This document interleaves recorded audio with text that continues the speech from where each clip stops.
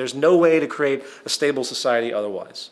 So when you're born on this planet, you inherit the planet. The planet is your home, not some plot of land that is, has the illusion of property, not some house that you think you own. There's no such thing as ownership. The idea of ownership is controlled restriction. Ownership is simply there really for those at the top to make sure no one can interfere with the fact that they control mostly everything. So we have to monitor the planet's resources. We have to begin to construct a system of production and distribution that is not based on the whims of profit. It's based on what is the most efficient means to do that. There are resources all over the planet, obviously. We have to begin to understand what we have, and we have to use science and technology to begin to orient our use of these resources in the most efficient way possible. And that's why we advocate the systems approach that we do. If you motivated our resources right now to change the face of the earth, to create a resource-based economy, we could do it very, very quickly. The problem is, again, the established orthodoxies and self-preserving mechanisms that are in place, which will be our death. The free market is what will kill everything on this planet. It's not the free market, it's actually the monetary system. Monetary acquisition and exchange through labor for income and the motivation of profit will be what destroys humanity, because all it does is pull everything in the direction of those that have the most power. Right now, we are faced with an ecological collapse, an energy collapse specifically.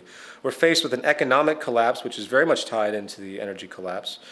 We're faced with a labor collapse, which of course is very much tied to the economic collapse. And we're faced with what I call the criminal meltdown. The breakdown of society is occurring. People say, well, we're going to have a recovery of the economy. The most dangerous thing that we can have right now is a recovery of the US economy. The most dangerous thing that we can have right now is the use of more resources, because all it's going to do is speed up the inevitable destruction.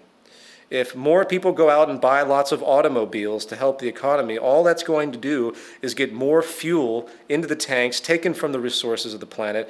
More gasoline is used, more energy is going to be wasted on the idea of consumption. And this is what, again, will kill us. So a resource-based economy attempts to remove all of the unsustainable practices that we have now and create a holistic system of resource management, of priority of labor. That's a big one. Think about how much time is wasted in most people's lives on jobs that do absolutely nothing. Think about how much energy is wasted by someone who works at Wall Street driving from Pennsylvania every single day from their home so they can be a trader on Wall Street, wasting energy on something that means nothing, that wastes even more electricity and energy. When you begin to think like that, when you begin to see how much energy and resources are wasted on actions that have no return whatsoever except the self-interest and consumeristic monetary values of particular individuals, but return nothing to society. Think about how beautiful society would be when we start to educate people on natural processes of the environment, on science and technology, and resource conservation. And when people engage society in a professional level, if you will, they do so on things that actually matter. That will be cataclysmic. That will be unbelievable to see people doing stuff that actually has a relevance. That will enable them to have so much more freedom too. To put it in a gestural sense, the way I see human survival and the human self-interest mechanism, which does exist, but it's accelerated by our system, is making a psychological trick to what it means to be self-serving. Social interest needs to become self-interest. In other words, when I invent something, that is given to everyone for them to improve upon and to utilize. That invention isn't hoarded through patents and trademarks. It's given to everyone. In turn, what that means is that every time anyone else invents something or creates something or has an idea, that comes to me too. Suddenly, humanity becomes a singular organism. It becomes a working system. People ask me a lot about spirituality. They say, well, if you don't like any of the established religions, are you spiritual in any other way or something like that? The only type of spirituality that is actually relevant is a understanding of natural processes and the natural order of the universe, to give it a annoying vernacular. The way natural laws work, gravity, the way the world actually works, God is in the laws of nature and nothing more.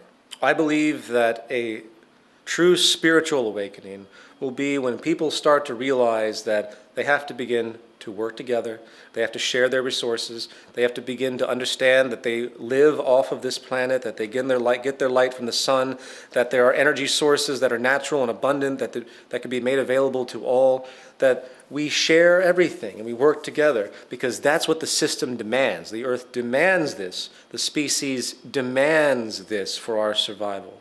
And that will be a spiritual awakening, if you want to give it that type of term. We live in a world of tremendous possibility, positive possibility. However, all indicators point to what I consider to be self-destruction, given our current established economic and ideological structures. Once again, capitalism, socialism, communism, fascism, Judeo-Islamic Christian belief systems, they have no relationship to what actually creates survival of the species. The real sad thing is that humanity is going to have to be smacked around quite a bit before they really understand what the Zeitgeist movement, a resource-based economy, and the Venus Project, Jacques Fresco, is talking about.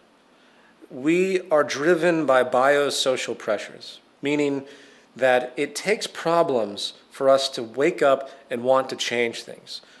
I don't want to see humanity suffer. I don't want to see the population start to shrink because of our lack of energy and food. I don't want to see these things happen.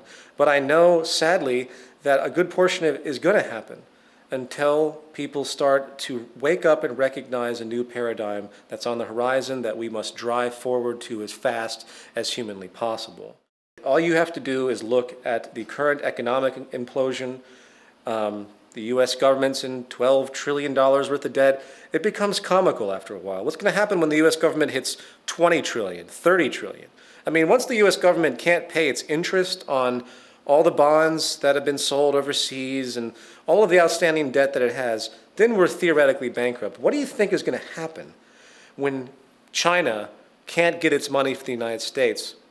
What do you think is going to happen when the United States, because we use 25% of the world's energy, starts to run out of oil in Iraq and starts to invade other Middle Eastern countries, which we'll probably do beforehand, but starts to do that? And China, of course, who gets oil from Iran, says, you know what, I think we're going to have to stop you guys from taking Iran's oil because we need that too, and you owe us a lot of money. It's kind of pissing us off. Do you think war between these superpowers might be possible? I think World War III could be very, very possible, and this war will be for real. This will not be a contrivance war like World War I and World War II, based on geopolitical realigning and various resource grabs. This will be a war for survival of different countries. And I hope that doesn't happen. I sincerely hope all of these things I talk about are erroneous and false, but all you have to do is look at the trends.